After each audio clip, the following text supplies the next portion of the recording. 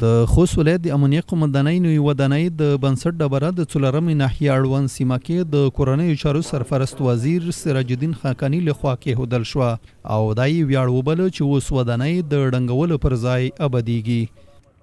نه امکانات باوجود ورست بله انکشافي و تعمیراتي پروژې چې کومې دي، کوم تاسیسات چې کوم دي د ړنګولو په ځای چې بیا د آبادولو په طرف روان یو، دا د شکر ځای دی. لله الحمد.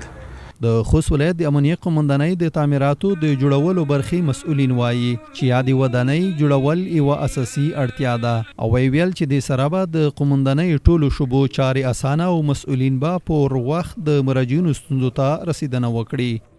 د خوست ولایت امنیه قومندانۍ د ډیره وخت موږ ورته انتظار وو. دا د داخله وزارت د تأمینات او معاینت تعمیرات لوی ریاست په چوکاټ کې یوه ستره پروژه ده. نو یقینا اړتیا خو ځکه ده چې زمونږ زړه امنیه قومندانۍ تاسو ته معلومه ده چې هغه د بازار په منځ کې ده، یو خو خصمېشتو ته تکلیف ده، هغه ساحه د هغې دپاره مناسبه نه ده، بل هغه سل کلنه زوړ تعمیر ده. ډېرې برخې داسې دي چې زموږ په ملګرو باندې مجاهدینو باندې هغې چتونه را پرېوتلي دي، موږ بېرته ترمیم کړي دي، خو هغه د ترمیم قابله نه ده. د یادولو ده چې د امنیه قومندانۍ اوسنۍ ودانۍ د خوست ښار په منځ کې قرار لري چې نوې جوړېدونکې ودانۍ ته په انتقال سره به د ښاریانو هغه ستونزې هوارې شي چې له ځینو سره یې اوس مهال مل دي.